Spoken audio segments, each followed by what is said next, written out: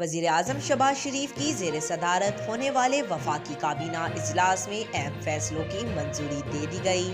اجلاس کے بعد جاری اعلامیے میں بتایا گیا کہ کابینہ نے اسلام آباد ہائی کورٹ کے 6 ججز کے لکھے گئے خط پر تفصیلی غور کیا۔ چیف جسٹس پاکستان قاضی فائز عیسیٰ کی وزیر اعظم سے ملاقات میں کمیشن کی تشکیل تجویز ہوئی تھی۔ کابینہ نے ججز کے خط پر انکوائری کمیشن کی تشکیل کی منظوری دی۔ اعلامیہ میں بتایا گیا کہ سابق چیف جسٹس پاکستان تصدق جیلانی کو کمیشن کا سربراہ نامزد کر دیا۔ کابینہ نے انکوائری کمیشن کے TORs کو بھی منظوری دی۔ کمیشن ججز کے خط میں عائد الزامات کی مکمل چھان بین کرے گا۔ انکوائری کمیشن تعین کرے گا کہ یہ الزامات درست ہیں یا نہیں۔ اعلامیہ کے مطابق کمیشن تعین کرے گا کہ کوئی اہلکار براہ راست مداخلت میں ملوث تھا۔ کمیشن حقائق کی بنیاد پر کسی محکمے یا ادارے کے خلاف کارروائی تجویز کرے گا۔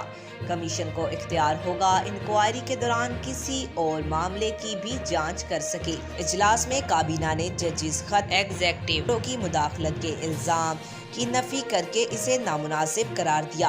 ارکان کی متفقہ رائے رہی کہ آئین میں طے کردہ ریاستی اداروں میں اختیارات کی تقسیم کے اصول پر پختہ یقین ہے۔